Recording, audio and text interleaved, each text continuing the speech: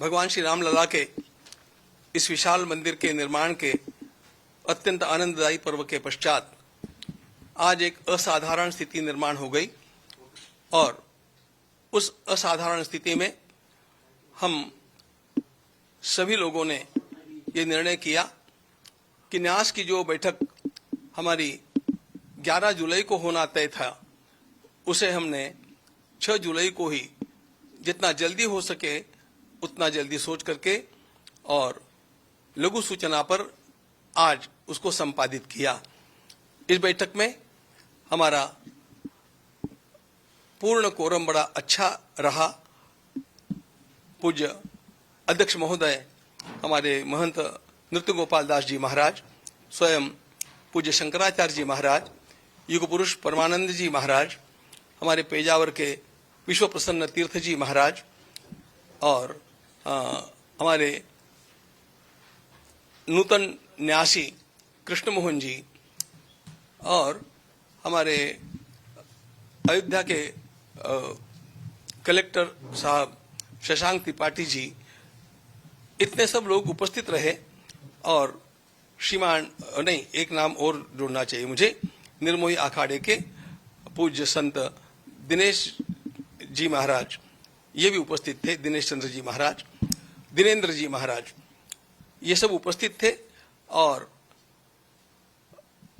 इस ट्रस्ट को निर्माण जिन्होंने किया उसका लेखन करने वाले हमारे 99 वर्ष के वृद्ध के पराशरन जी पूरे समय तक ऑनलाइन उपस्थित थे।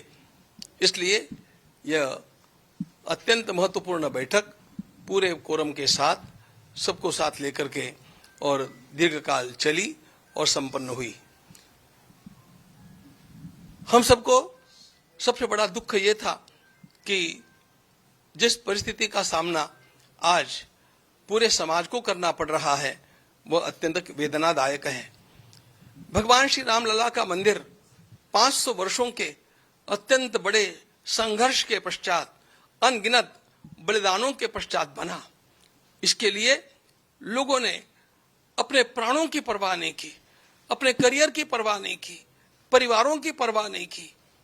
और उस मंदिर के बनने के पश्चात यह जो यहाँ पर चढ़ावा चोरी का कांड हुंडी के दान पात्रों के क्षेत्र में गिनती के समय हुआ है, यह हम सब लोगों के लिए अत्यंत लज्जाजनक स्थिति है। हम सब लोग इससे आहत हैं, हम दुखी हैं। चोरी कितनी छोटी हुई और कितनी बड़ी हुई, यह बात हम लोगों के लिए बाद में आती है। पहले इस प्रकार का वातावरण यहां पर हुआ, इसी से हम आहत हैं। किंतु जो है वो हम सब लोगों के सामने है और उसका विचार करना हम लोगों का कर्तव्य होता है। इसलिए हम लोग नियत तिथि के भी कुछ दिन पहले आज बैठ करके गहन चिंतन में डूब गए, दुख में डूब गए। और इस स्थिति में हम लोगों की एक अनिवार्यता थी कि कुछ वातावरण जो निर्माण हुआ है उस वातावरण के चलते हम लोगों को हमारे महामंत्री महोदय ने और हमारे एक न्यासी महामंत्री श्रीमान चंपत राय जी और न्यासी अनिल जी मिश्रा, इन दोनों ने त्यागपत्र प्रदान किया है। और जी, और यह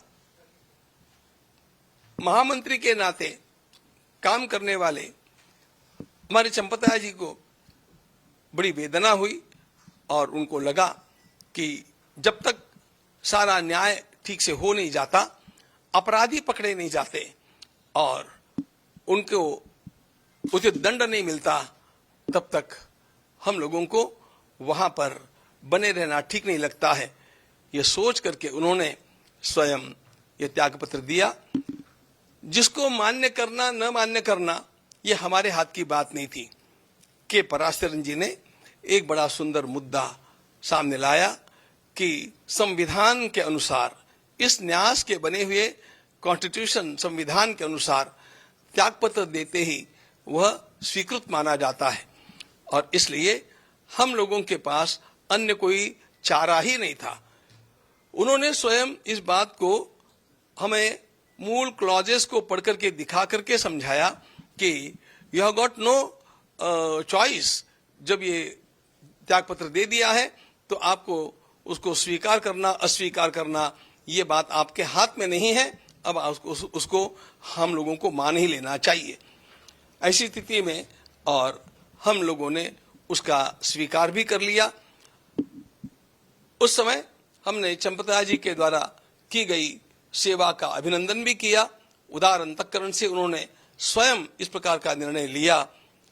उन्होंने राम मंदिर के निर्माण के लिए इतने वर्षों तक आरंभ से लेकर जब यहाँ पर इस प्रकार की कोई हलचल भी नहीं थी तब से लेकर के आज तक का कार्य उन्होंने किया है। उनके सारे कार्य का सम्मान करते हुए और फिर भी उन्होंने जो उदारता दिखाई है इस परिस्थिति में उसका सम्मान करते हुए हम लोगों ने उसको स्वीकार किया है। अगली व्यवस्थाओं के लिए हम लोग कटिबद्ध हैं और इन व्यवस्थाओं का दायित्व महामंत्री अंतरिम महामंत्री के रूप में मेरे साथ विराजमान श्रीमान कृष्ण मोहन जी को सौंपा गया है।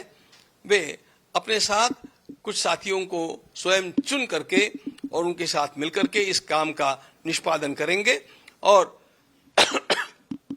उनका ज्ञान और उनकी पार्श्वभूमि और उनका स्वच्छ दृष्टिकोण इसको देखते हुए हमारा विश्वास है कि वे इन सारे कामों को अत्यंत कुशलता के साथ संपादित करके रहेंगे।